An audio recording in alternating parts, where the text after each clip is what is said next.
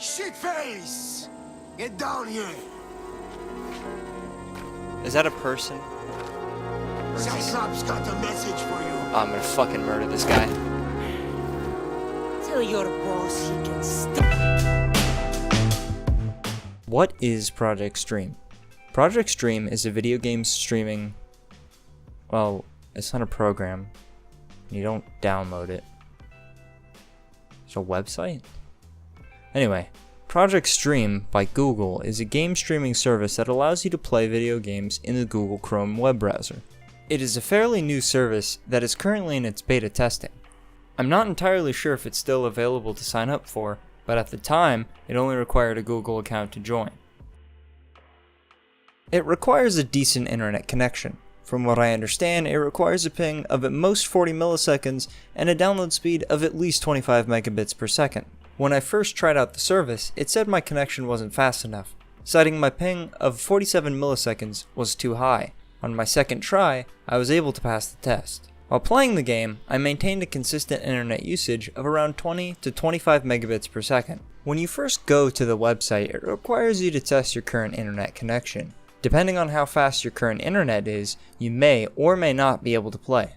However, other than failing the first test, I've never ran into issues of not being able to play, but I've only tried the service around 4 or 5 times, each on different days.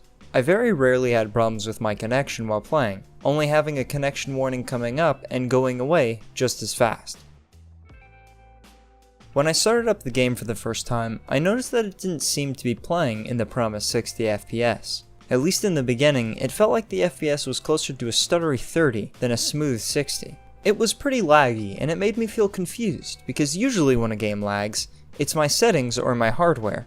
However, there are no graphical settings that can be changed with this service. After waiting through the introduction, I was quickly able to start my journey. When the main game began, the FPS seemed to increase a bit. It was closer to being a slightly smooth 40 rather than a stuttery 30. But I quickly noticed how much the game artifact. My internet is good, and without having connection warnings, the artifacting was still overpowering. Obviously, areas with grass and flora were the worst. The game truly felt like it was being streamed. It didn't help that the game was seemingly running at around medium to medium high settings. Honestly though, I don't feel like I can make a full review on the graphics without playing the game using my own computer, which I refuse to do because I'm not spending money on this garbage game. And oftentimes, especially in the intro, I felt like if I ran it on my own computer, I would experience a much smoother, higher quality game. Of course, streaming a game is going to have input lag. I've never used the game streaming service before, so I can't really compare it to others, but it wasn't good. The input lag felt like my mouse was experiencing the game at 20 FPS. Well, the game was actually feeling like it was running at 40 to 60. If they chose a first-person shooter, it would have been unplayable. However, Assassin's Creed Origins third-person gameplay aided in playability. Now, this is a more opinionated view, but the game is kind of bad.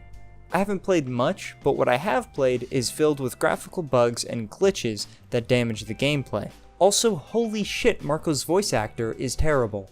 I'm not very good at these things, as you know. My overall opinion is that it's not that bad. At least with Assassin's Creed Origin, it's just okay. If you care about the graphics a lot, hell, even a little, the artifacting is going to annoy you at some point.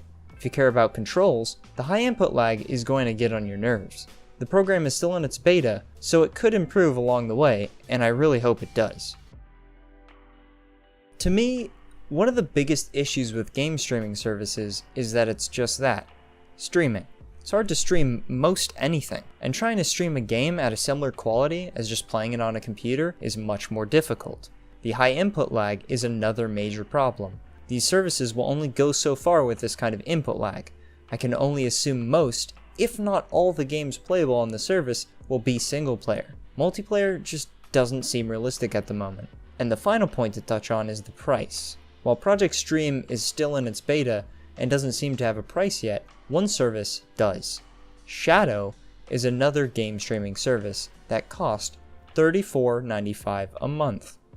That's $419.40 a year. If Project Stream or GeForce Now, Nvidia's game streaming service, is going to cost close to that, then I can't say it's worth it. Like many things nowadays, we're just gonna have to give it a little time to see performance and price improve.